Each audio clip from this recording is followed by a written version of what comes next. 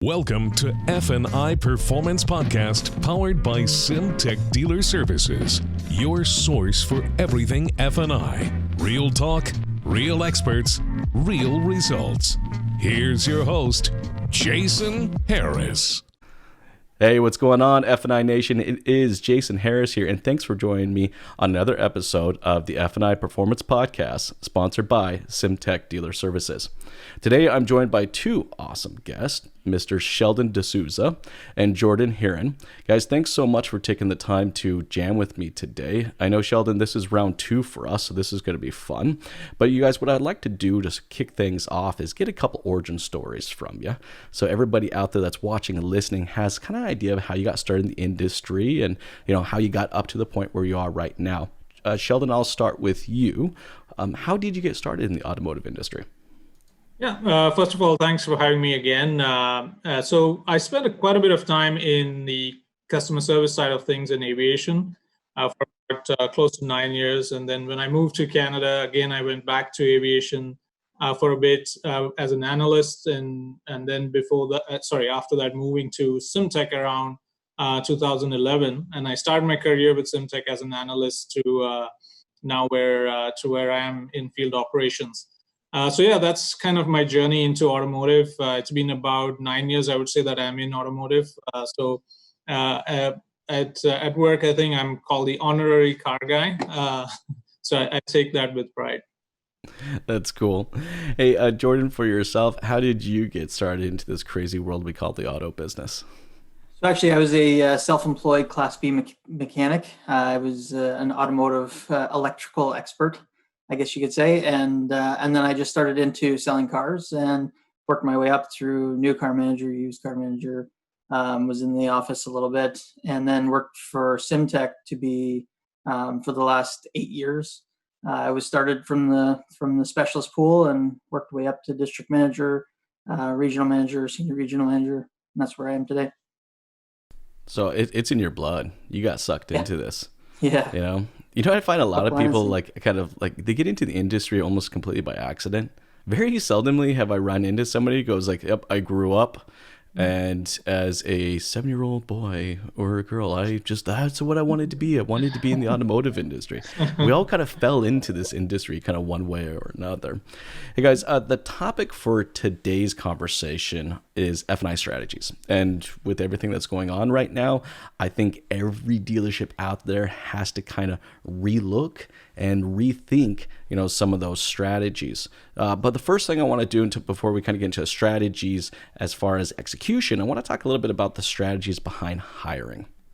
Because I'm just sick and tired of hearing this, I need warm bodies. Like, you know what I mean? Like, I don't understand as an industry where we come up with this, or if they have a pulse. If they have a pulse, they can come sell cars and be an F&I manager. And that drives me absolutely nuts. But I know the dealerships out there that do really well, they're the ones that are consistently hiring and developing talent.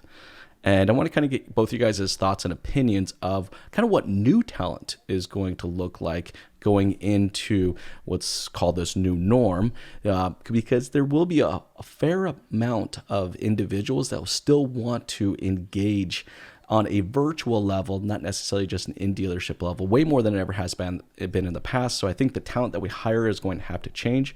Sheldon, what's your thoughts on that? Yeah, so it's definitely going to change. I think with the way business is going to be done in the future, specifically, it's going to be a lot online, a lot of it done virtually or over the phone. So some of the skills, I guess, that would have been, not considered in the past are going to be very critical or important going forward. And one of them being, being comfortable online in an online transaction or a virtual setting. Typically, we find that people would be more comfortable in that setting, but again, not everybody is. So how good are you at selling someone in a setting like you and I are right now? How good are you at selling someone over the phone? So those skills are going to be important going forward. How good are you with technology? So as dealerships start implementing new technology in the stores and refining their processes, so adaptability is going to be important. So is the person we're hiring adaptable to all these changes that are coming? So I'd say, yeah, some of those, to recap, I mean, adaptability, tech savviness, comfort in front of the camera, being able to sell on a camera while being recorded in some cases, as we will talk about later in the conversation. Those skills are going to be important. And then, of course, dealers will have to spend, time on developing raw talent that you might get, whether they are fresh out of university or whatever the case may be. But yeah, that's how I see that the change will occur on the recruiting side of things. No, I'm with you. I mean, I think there's going to be a lot of changes. I mean, I think back to the first dealership that I worked at, and let's just say the first dealership I worked at was exactly the stereotypical dealership that everybody thinks of. There was a culture there, a very well-defined culture, a culture of money.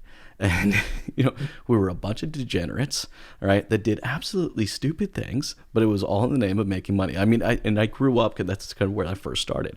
Have you guys ever heard of a 5-finger contract?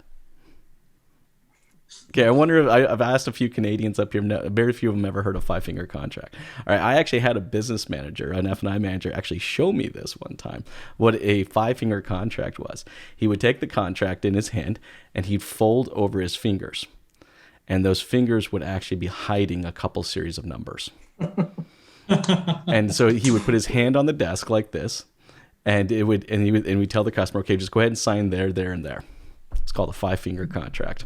But and the reason I say this is because there's still a lot of people out there that view our industry as like in that way. That's what they assume is going to happen when they walk into the dealership. And those days of selling, I think, is actually gone. I don't think we sell anything anymore. What I think is what we do is we educate and we guide and we consult, which changes that type of person in a huge way. But, to your point, Sheldon, even more so now because it's virtual. Jordan, I'd like to kind of get your thoughts on, what is that new F&I manager is going to look like and how do we track them? Yeah, we've continued to battle with, I guess, dealers and the store overall, always looking for that 20-year vet that's got all this F&I experience, right? And they're going to come in and they've got great numbers from the store they're working at and everything's great. The problem with those type of people or that demographic of business manager is that they're very unapproachable, untrainable. They don't want to change. They don't want to be on video. They don't want to have the technology piece, right? So that's the thing. We're looking for, say, new talent, actually people typically that we hire in sales. Right. So we want to transfer that person in that's got that bit of sales technique, but also is trainable. And then we can mold them into that person that we want them to be, and then or need them to be really. And then we can really develop their talent. So as long as they have that basic tech savvy, a single sales bone in their body, just so that they can relay the information, and then we can develop the rest from there. Tech savvy. It's kind of a buzzword that we like to use, right? And I'm just trying to figure out, what does it mean to be kind of a tech savvy and be in kind of a sales type position or more of a consultant type position is really kind of what we're talking about, right? And I think what it is it's our ability to connect with someone virtually. And I find some people have that and some people don't. I personally, I have no problem, connecting with people virtually. I actually do it all the time. In fact, some of the people I would call my friends are people that I've never actually physically met. Isn't that kind of crazy? But I'm almost kind of thinking that that's kind of a prereq, though, for who you're looking for. You're looking for someone who, is comfortable enough to create that depth of a relationship without actually ever physically meeting that person. And, I'm just trying to think in an interview, that kind of changes everything. It's like, what kind of questions are you asking? I got a question for you guys. Do you think it's appropriate, to talk about a potential F&I's manager that you may be hiring and talk about their social efforts? What are you guys' thoughts on that? I think actually it could become part of the hiring process is doing a video interview or at least one portion of it. Yeah. So, nowadays, I don't know, I'm sure you're similar to us right now. We're doing everything virtual. So we're on, 10, 15 of these calls a day, and it's you almost get videoed out almost at the end of the day, but you've just become so accustomed to it. So now when we're moving into this transition in the store, we're almost saying, okay, you guys just get comfortable with your business managers, make sure that they're comfortable being on video with you so that we can start a training process going forward until we can get back into the full swing of things. Yeah, and to add to what Jordan said, and you talk about now a lot of salespeople nowadays I've seen, or even F&I managers would be active on social media. I think one of the guests in the recent past as well. They all had YouTube channels, or they were on Instagram or something, so they're comfortable in that environment, presenting their dealers' products and so on, and they have. Again, they may bring leads with them too as a result of that, because of the followers they have on these different platforms. So that would be, yeah, you're right. There may be a potential to look at that as in your recruiting efforts. Look at their comfort with social media, or what they're doing currently, actually. No, if that's interests the dealership, that is, of course. Well, no, but I think it has to, right? I mean, it's like we're talking about someone who is willing to kind of put themselves out there. And I think it's kind of a prereq. And Jordan, I love the idea of, having a video interview, or having someone send in kind of here's one of the product or services that we sell. Can you just do kind of a video explanation of that and just kind of see how they do it? It's just kind of a prereq. Now, I know that's one of the hurdles that dealerships are facing right now, but I think there are other hurdles that they're also facing in the F&I side of the business. Any other hurdles that you feel kind of top of mind that we can identify, and then kind of through our conversation today develop out strategies for? Sheldon, outside of just finding the right person, what other hurdles do you think the dealerships are facing when it comes to the F&I side of the business? Yeah, I think in general, dealerships are going to have a lot of hurdles next few months, and maybe into the year. There could be issues with inventory, there could be issues with financing customers. But I think when you look at sales and F&I in general, the social distancing might be here to stay, right? In one way or another, and so customers are not as comfortable as in the past visiting public spaces. So that is going to be the old model was customers walking into the store physically, and that may not happen very much now. So that'll be a hurdle in trying to attract the customer in, whether it's through your online portal or within the store. The other area I see as a hurdle would be declining F&I sales. We've seen in the last month or so during the stay-at-home orders, there were several car deals that did happen in an online fashion, but there was no turnover. The customer wasn't even presented F&I products, whether it was through the portal or through the website, or even through a virtual presentation. And when we were at Sym-Tech looking at where's the opportunity to help dealers, and that struck us like, okay, there was no F&I presentation. When we could have done so through a virtual F&I process. And the other area I see there's going to be increasing hurdles for dealers is going to be online competition. Now, as we move more and more online, you could technically get a car delivered by a dealer somewhere who's hundreds of kilometers away from you. You don't have to purchase locally. So that is going to be an interesting change as well, I think, post COVID, and as we go into recovery. I agree. I think there's a lot of things right there that are going to fundamentally change, and I think at the core of it, what is the customer that's pushing those changes.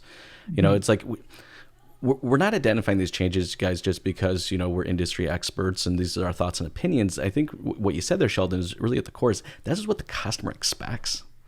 Yeah. Like that's who's really pushing for these changes. Jordan, some of your thoughts on some of the hurdles that we're going to have to be facing kind of moving forward. I think right now, to begin with, dealers are struggling to see who to bring back. They've closed the store completely, laid off a bunch of people, and it's like, how many salespeople do I bring back? I have 14 salespeople. Do I bring back 10? Do I bring back 5? So a lot of those things. When do I open? What are the times? What are the hours like right now? So I have 3 business managers. Do I need all 3?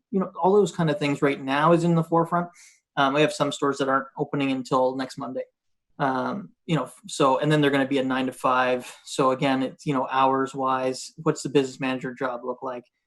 So those are some of the immediate hurdles. I do like the idea, though, that the comment there from Sheldon about where they're going to come from, where customers are going to come from. Out west, it's very much more common that they sell, guys in Edmonton sell a car from BC, and so on and so forth. In Ontario, we don't see that too much, right? I might get the odd guy from Burlington or from Hamilton, even though there's 5 Chrysler stores in Hamilton. Somebody will go to Burlington and buy one. But these guys are driving, 600 kilometers, 2,000 kilometers to deliver a car in BC, and it's just a normal occurrence out there, right? So I agree with that. And if you were ever in the car business when we were first starting all these online things and Auto Trader and all these guys that were starting up, I was in charge of the online leads, right? And this guy would be on at 3 a.m. I would get a lead, and my job was to respond to that lead as fast as I possibly could. Well, at 3 a.m, I would actually respond to the guy because I don't really sleep all that much. I'm like, okay, boom, I'll respond to the guy, right? And he sent it to 8 stores.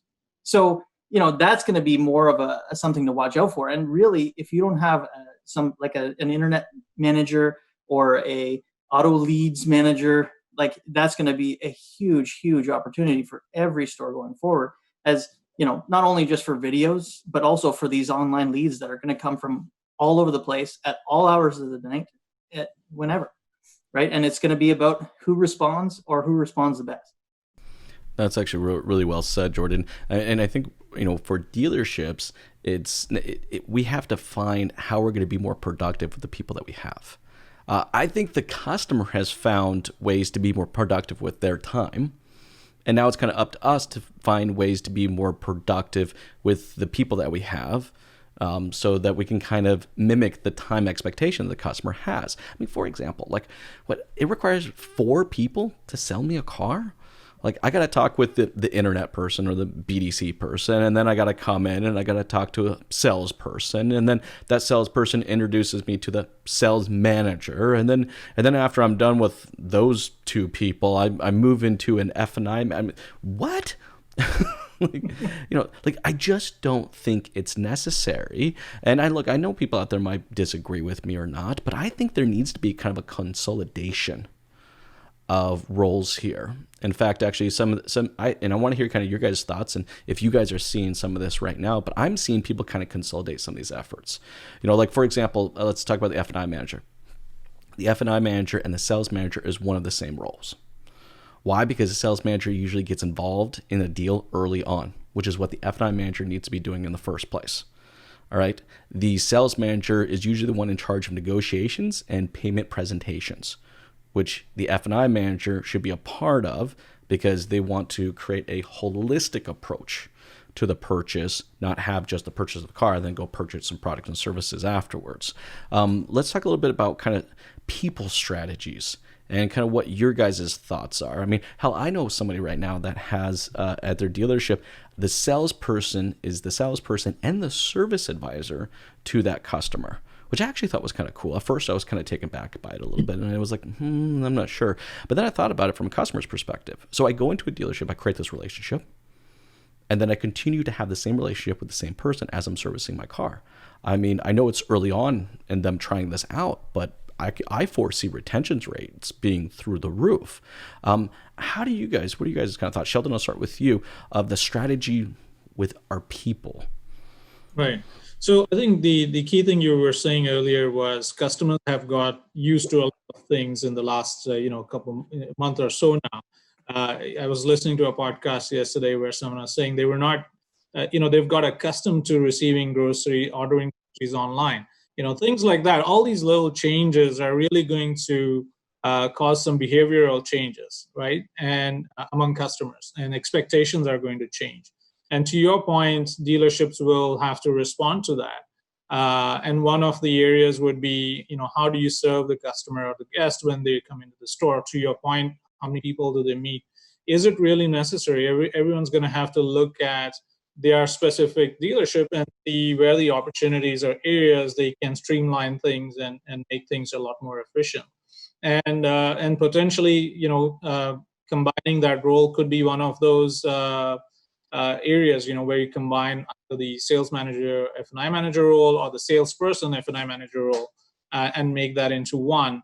But again, as I had mentioned, I think in our last discussion, no matter what you implement, the process is the key. So I think one of the questions you asked in there was, what are we seeing? So yeah, we are seeing a little bit of both. We have seen stores that have implemented a hybrid model, so to speak, and stores that have tried but not succeeded. So again, and when we look closer, oftentimes, what was the implementation like? Did you have right processes in place? What kind of training was provided? What kind of word tracks were developed? Things like that. What was done to help the success of that process is going to be key. Change for the sake of change is never good. I think it's going to be important, to have a process surrounding that. And this is what, we are looking at, obviously, and working on. Oh, I know you guys do a great job of that, right? I mean, you guys acknowledge that the strategy behind people may change, and therefore we better prepare our technology to also be adaptable to those types of people, so that, if a sales manager does need to be an F&I manager, or a salesperson needs to be an F&I manager, well, then the technology should be easy enough so that they can do that.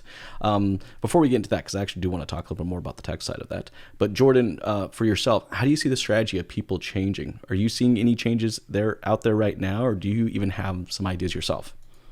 Yeah, I mean, we've seen some more interest in the hybrid model, which obviously is being, looked at more south of the border. But as those strategies kind of move their way up north, we've had some people try it, and they fall because there is no or a lack of structure, right? I mean, if they don't have an actual idea of it or a plan, then of course it's going to fail. If they don't actually hold their people accountable to that plan, then it's obviously going to fail. So, that's one of the things that we've really looked into is we want to be a part of that structure, and we can help keep that structure on course. So it's just something extra to tie in.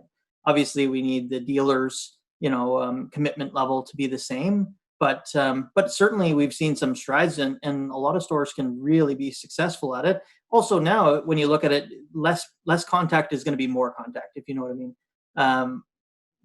Where the salesperson being that one hat guy that's just going to turn it around and start selling F&I products. But again, we looked at that a long time ago, and it was, you're not just going to make your store hybrid tomorrow. It needs to be something that you're changing your hiring process today to maybe do that in 6 months or a year, right? So you need to start hiring different people for that, for also the sales role and the F&I manager role. Right?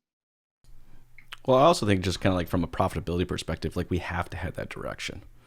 I'm just thinking, I was a sales manager, and, there were some cars that we have that had $500 in gross profit. So here I am trying to negotiate a deal, and imagine the negotiations were getting pretty damn tight, because I only had $500 to play with here. Like, there was not much I could do with that. Now, if I had a deal that I was working that had, the extended warranty on it, a rust protection or a paint protection, and this and tint and this, all that, and all of a sudden now I'm negotiating a deal with $3,200 in gross profit. All right, like I got a little more room there, and plus I know that I'm going to complete the transaction, and there's not going to have to be a second round of that kind of negotiations back and forth. When I think of the kind of the traditional F&I process, which is kind of that pre-qualify, educate them on the benefits or the value of the products and services, and then offer them options, right? I think we have to find a way to kind of do that virtually. And I'm a little concerned with when we think of virtual, because right now I think what it is to your point, Jordan, you kind of mentioned earlier, is that, we have Zoom, we have FaceTime, we have Skype. Okay. Oh, that's cool. I agree. And it's good that we have to connect with people, like this, fast and face to face. But what I do know too, is that when we're just talking to someone, only 10% of what we say is actually, they'll hold on to 48 hours after we're done saying it. So there has to be kind of this visual element that to support our virtual conversation. And I think this kind of goes into the tech side of what you guys are doing. Sheldon, can you talk a little bit about the visual side of the virtual F&I process? Yeah. So, we were proponents of visual closes even before virtual F&I. So even if we look at our current training model, that was focused on the F&I process within the store, it still had a lot of visuals built into the process. So with virtual F&I now, the medium that it is, visual closes become that much more important. You're no longer able to scribble something on a piece of paper and draw something out to the customer.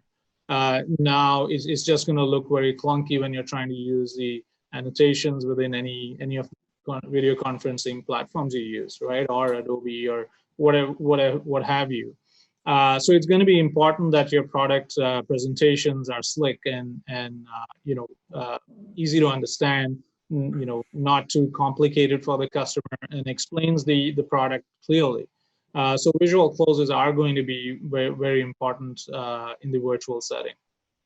And obviously from our Sym-Tech's virtual F&I process, that is an important piece of that.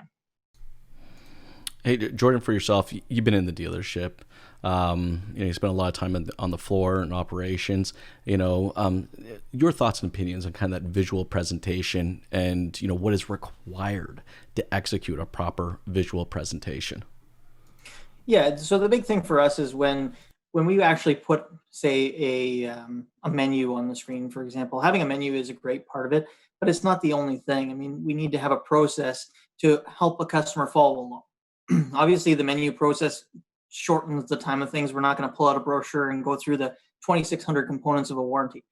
So it kind of, customers know what a warranty is. We don't need to go through the finer details of it. Obviously, if there's questions, by all means, we'll go through them. But it shortens that length of time, first of all, keeps it a little more engaging with the customer. And then by all means, if they have questions, we'll answer any question possible. But it also needs to have some flow to it. And that's part of why we created this virtual presentation, was just because it allowed us to kind of not really control, but really keep a flow of a presentation going. And it allows the customer to kind of follow along with you, whether it be on a phone or on a laptop or whatever they're using. But it just kind of keeps them to follow along. And then also it allows us to be a little more versatile in switching that up and being customizing it to their needs.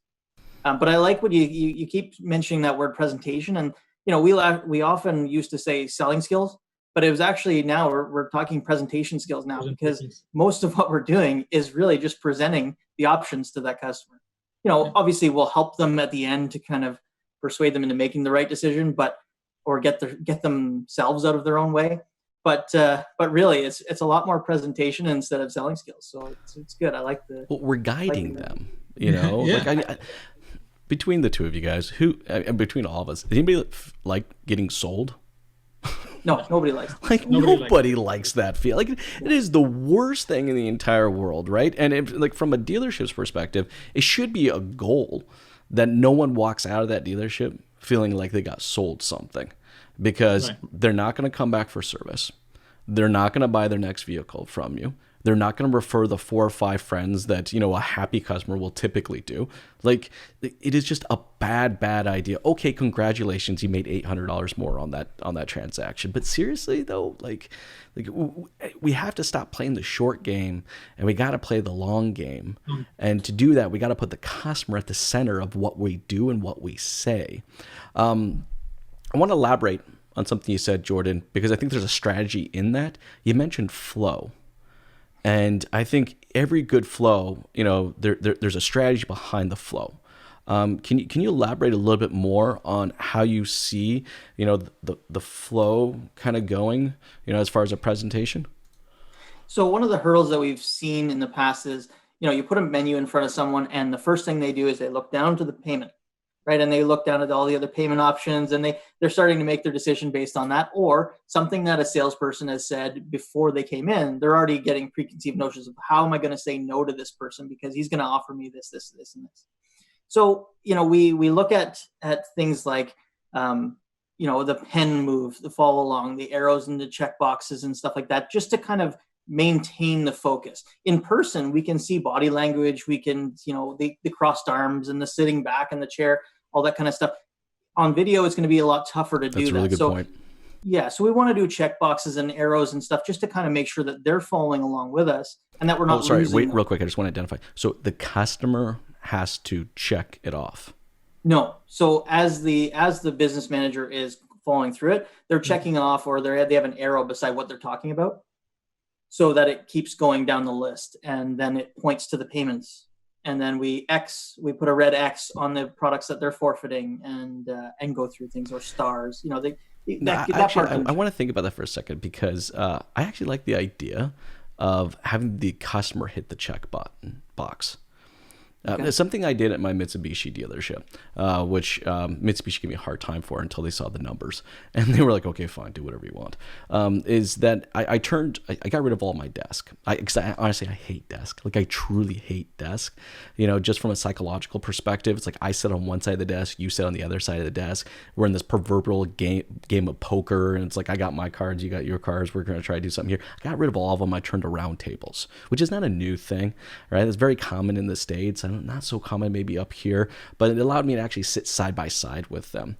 But instead of me creating the payment on a computer, all right, well, we gave the customer the keyboard and the mouse, and the customer created the payment. And this is what we found, and it wasn't the expectation, by the way, at all. But we actually had one of the highest profit per transaction, for the nation.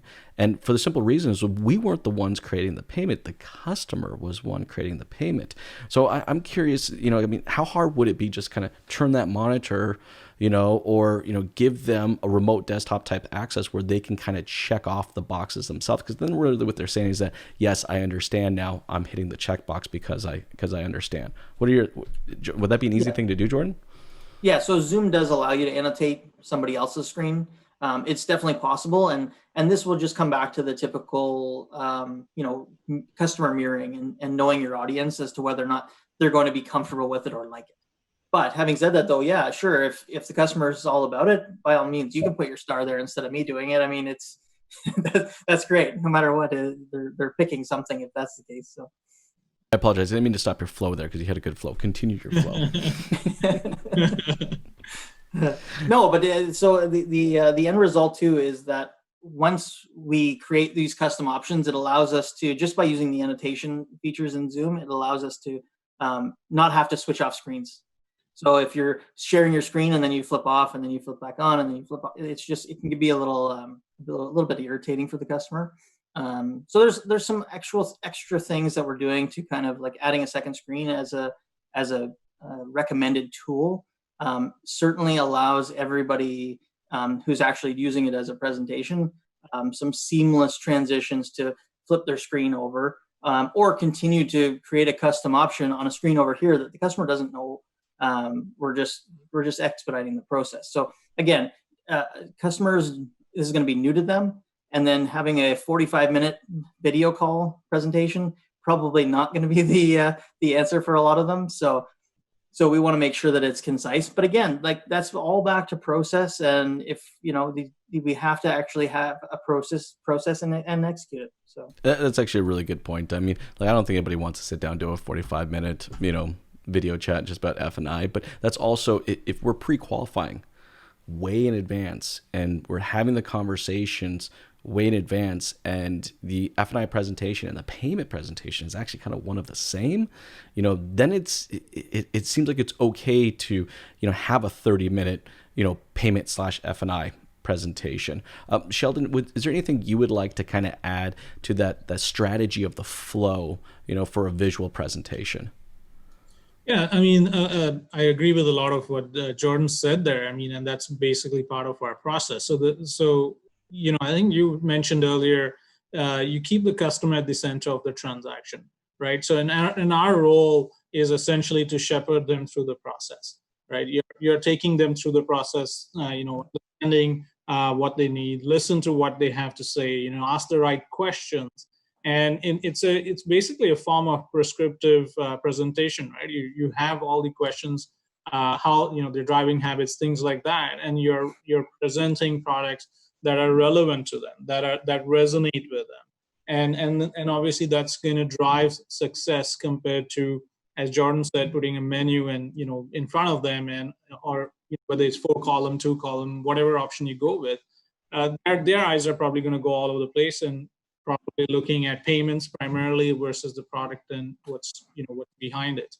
So I think, to add to everything Jordan said, if we look at our role as being shepherding the customer through the customer journey, prescribing products based on their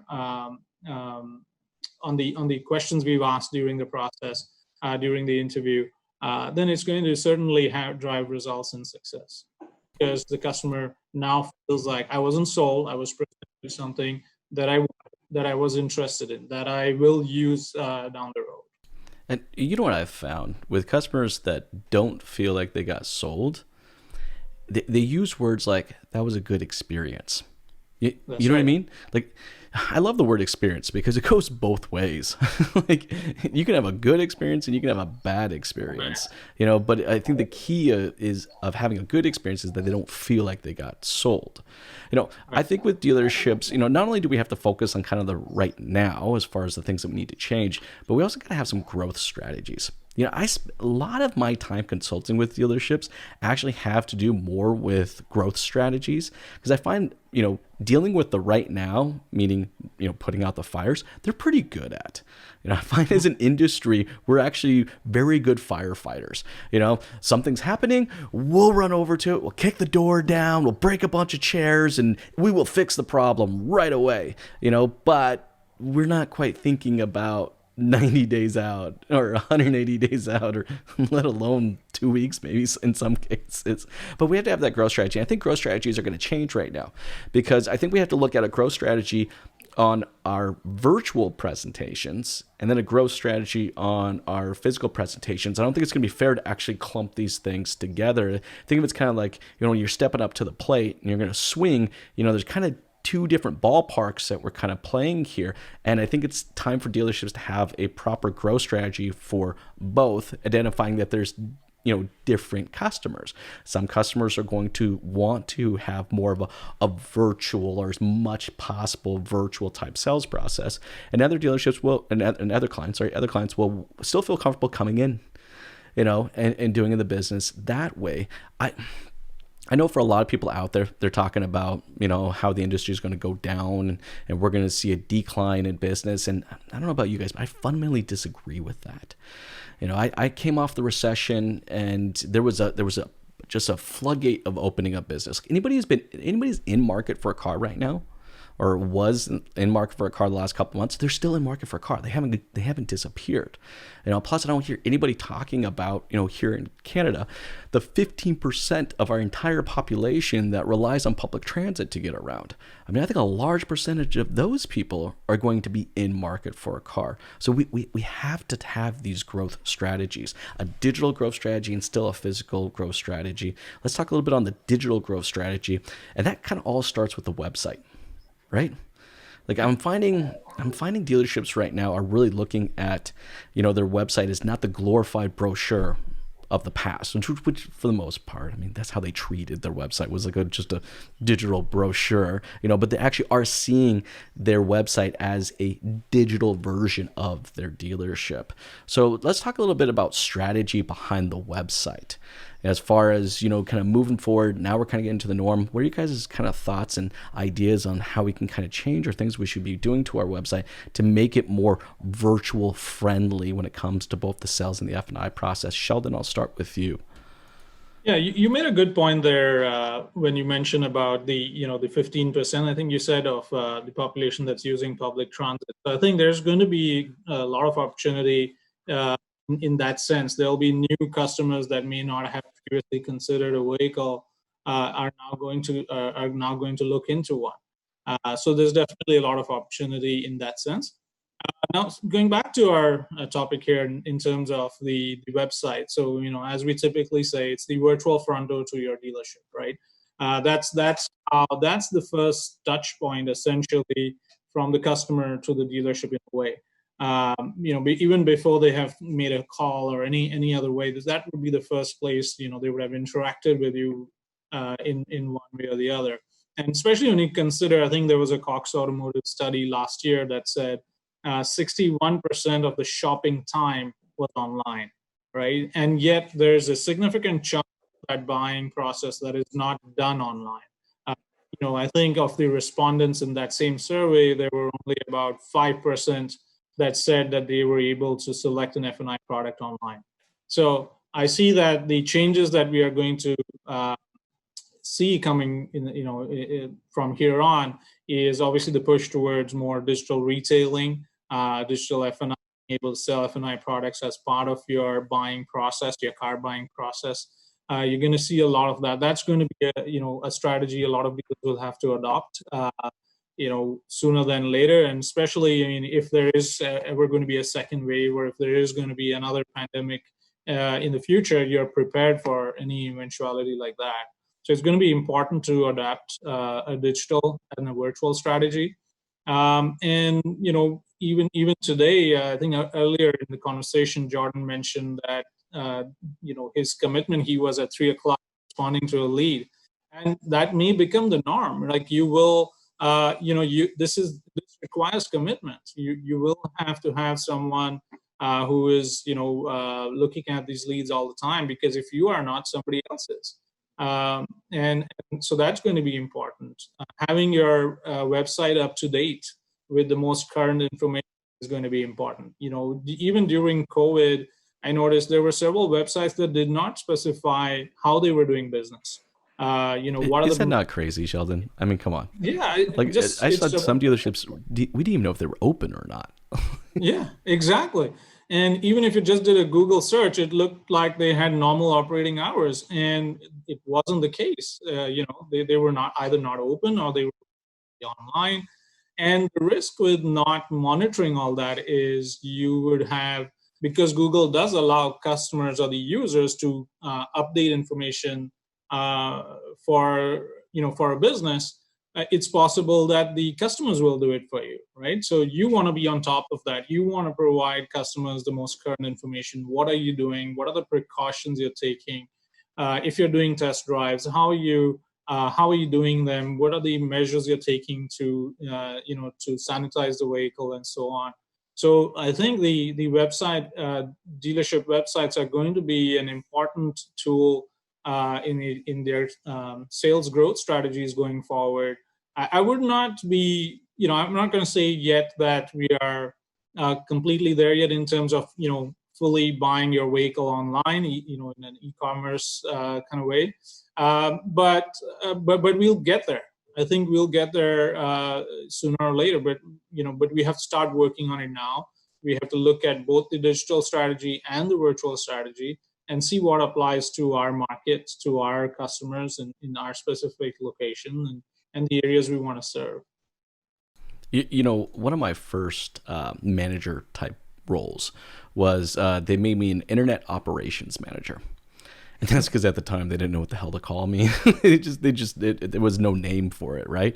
And it was actually kind of cool. What it was, I was in charge of anything to do with the website, anything to do with digital marketing, and then they threw the entire BDC into my lap as well. And that's because at the time, the BDC was handling a lot of these things that we called form fills. that were coming into the dealership. And, for the longest time, I don't know why we got away from that. I mean, I love the fact that I was called an internet operations manager, because it's really what my job was. Is in that person that was online, I was in charge of the entire operations, from when they got online to when they made the phone call to when they fill in the form to when they showed up, who they spoke to, and so on and so forth. And for some odd reason, over the years, we've kind of separated out, how we view clients. I mean, come on, guys, let's face it. And Jordan, you know this too. How many dealerships out there kind of treat the internet lead as kind of being third-class citizens? Like, oh, God. Like a cash deal for F&I. Oh, God, those internet. Oh, yeah, the cash deal. Okay. Hey, I got to turn over for you. It's a cash deal. Oh, crap. Oh, God. What the hell am I going to do with this thing? But it is. For the longest time, we kind of viewed as people coming into our dealership totally different from the people that were online, and they were just entirely different people.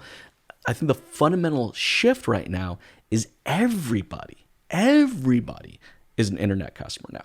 There's no difference between a physical customer and an internet customer. Everybody starts their journey online now, more so than ever, that means we have to change our entire mind shift to how we approach the website. I'd like to get your thoughts kind of on this, Jordan, of how we kind of change our mindset of what we do with our website. Yeah, so there's three things that I noticed specifically is that if you are shopping for a new car and you click on build and price, it takes you to that manufacturer's website, no longer on the actual dealership website. No, is that like the worst experience? It's ever. Like the easiest thing for them to do is just, I'll just direct it to that site. Well, now they're gone, and now you can locate the car at whatever dealership in the area. So that's a main one. Two is having having your F&I products even online, because typically they don't list them at all. We have videos, we have online brochures that you can put on there. They have an F&I or a finance department tab at the top of their internet thing, but normally it only gives you the option to create a credit application. That's actually a really good point, Jordan. Like I'm thinking about that real hard right now. And in fact, I think afterwards I'm gonna actually do a tally. But I have to admit, I bet you there's probably less than 10% of the dealerships that we work on a regular basis even has, the F&I product information on the website. Yeah. And typically, if they do, it might be one or two products, maybe, right? Yeah. The big guys that they like to sell. So yeah, that's a definite miss for sure. And then lastly, not going to be as much of a problem right now as things start to open up again. But over the past few months, we should be able to come up with a strategy for a digital or a virtual test drive. I know that really the numbers have changed over the last years. It used to be, 65 to 85% of customers needed a test drive. The numbers have come down. It is what it is. If you're buying your fifth Corolla in a row, you really need to drive it. That's the way things are now. But having said that, though, your internet manager or your person in charge of that, or even your salesperson, should be able to go and just point out some things on video to a customer and either send the video or have each model online. Well, to that point real quick, Jordan, is that, I know a lot of dealerships choose not to do that because they're like, none of my customers are going to do that. And you know what? That may be true. You might have a very small percentage of your customers that will actually do it, but it's the fact that you offer it. Like, you know what I mean? Like, even or if someone doesn't, that you didn't get. Well, exactly. It shows to the customer that you're offering this, which says a lot about how much you care about them as a customer and how tech savvy you are. I'm going to use that word a lot today. I like that word. But it does. It shows a lot. I apologize. Didn't mean to jump in there, but keep going. We've done it with used cars, right? We've gone to the point where now we're uploading videos of every used car on the lot. So, that can be an easy transition into at least one from each model line on a new car. But to a customer in their customer experience level, how would it be when either I'm doing a turnover and a picture of their car pops up, in the downtime? So when I'm trying to finish off the paperwork or something, I put, and here's a picture of your brand new car. You can take that in. Or, when they're looking at purchasing this car, I just wanted to send you a brief video. I know you're struggling to make a decision. Here's a video of your potentially brand new car. Right. And what kind of an impact that brings to their experience when they're dealing with you virtually. I think there's some great approaches, and like, we got to take the time. This is what it is. I think this is why a lot of dealerships, I guess they just don't invest into their website, because it's not necessarily, it's expensive, but it's time consuming. Everything what we just talked about, Jordan, and Sheldon, you too as well, like the things that we talked about, we're not talking about spending tens of thousands of dollars to execute, right? What we're talking about is time, right? Take the time to put the content about the F&I products on the website.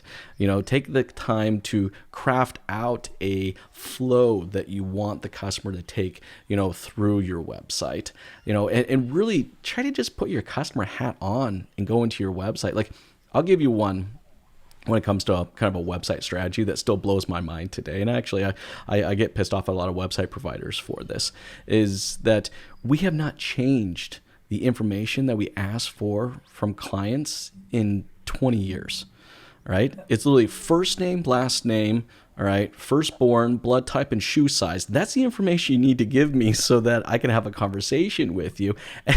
Not really, but still, there's so much information that they ask in these forms, right? And the customer just wants to talk. But I also think it's kind of funny is that they ask for 2 points of contact, which happens to be the oldest forms of contact. It's like phone calls. No one ever calls me, honestly. It's like, and if you do call me, I don't answer. I wait until it goes to voicemail. Then I triage the voicemail and decide if I'm going to be able to schedule a time to call this person back. Like nobody wants to talk on the phone anymore. All right. And if they do, we should at least give them the option.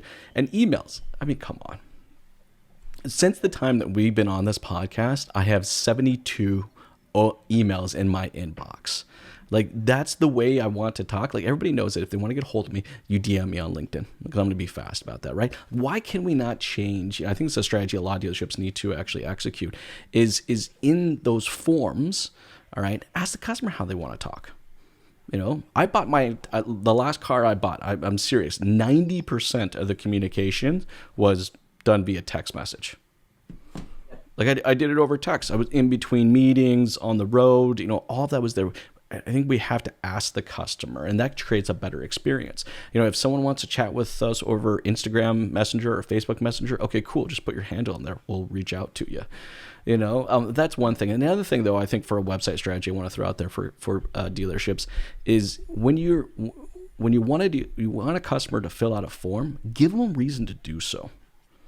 Like, I'm going to use the word test drive, for example. Every single dealership website out there has a button that says schedule a test drive. Schedule a test drive, yeah. Right? Yeah. But what's the value in doing so? Like, there's none. It just literally, it opens up, says first name, last name, blood type, shoe size, all that stuff, date, time, car you want to do. Like, it takes... Right? It takes almost a minute to 2 just to fill out this form, but there's no value. Like, what is the identified value? And the ironic thing is, for a lot of customers, they fill out that test drive form, then they show up to the dealership, and the salesperson goes, "Oh yeah, that's right. Hold on just a moment. I'm going to go dig the car out. It's 3 cars deep and it got a foot of snow on it." It's like we have to create real value to the customer to want to fill out these forms. I think these are all great strategies, by the way, that people can execute. We have to put the information out there, Jordan. We got to give value on why someone do that. And just overall, as a dealership, we have to look at our digital property equally as important, or if not, in some cases, honestly, more important than the $12 million we spent on our physical property, because the digital one is the one they're engaging with first. Staying on that digital, sorry, Sheldon, you wanted to add to that? No, I was just going to say, to add to what you said there, especially going forward, because, what is your differentiator? So early on in the conversation, I mentioned about, you're now no longer competing with the 3 other dealerships in your geographic location. You're actually competing with anyone who can come up in the search results, essentially. So your competition has just increased, especially if offering remote delivery and things like that. So your website has to keep up with all of that. That's totally true. And you know what, the website, we kind of hinted a little bit earlier, Sheldon, when we were talking about how, like, I'm visiting a lot of dealerships' websites. I'm sure you guys have too. And I'm looking at some of these dealerships' websites. It's like nothing's changed. Like before this all happened, the website looks identical from 2 months ago to now. And it's like, that doesn't work, right? The customer doesn't want to know that you have 6 months deferred payments and 0% for 84 months. What they want to know is they want to know your process. If I have to purchase a vehicle, what does that process look like? If I got to service my vehicle, what does that process look like? Educate me on the process before you hit me up with an offer. And it's like, I don't know, we have to acknowledge that times have changed, and we have to change our website to give them that information right out of the gate. I mean, Sheldon, we were talking about earlier, how many dealerships out there that weren't open, but you went to their website and it looked like they were. Yeah. Right? Guys, I know it's getting towards the tail end of our time today, and we're jamming well here, so I'm sure we could probably go on for a bit longer. But I know we're going to have to cut this off. But before we do so, I get to ask my favorite question of the day. Okay? And the question here today is going to be, if there's one thing you can change about our industry, what is that and why? Sheldon, I'll start with you. It's a tough one. I guess the first one, I guess, since it's on topic, is let's look at our websites, right? Let's look at how we are interacting with the customer and put them at the center of that, at the center, and build everything around it. Especially as we start building for the future and the next disruption that might come through, in the next few months, years, whatever the case may be. Is we have to start looking at collectively as an industry, how do we look forward? What are the things we are going to change for the future?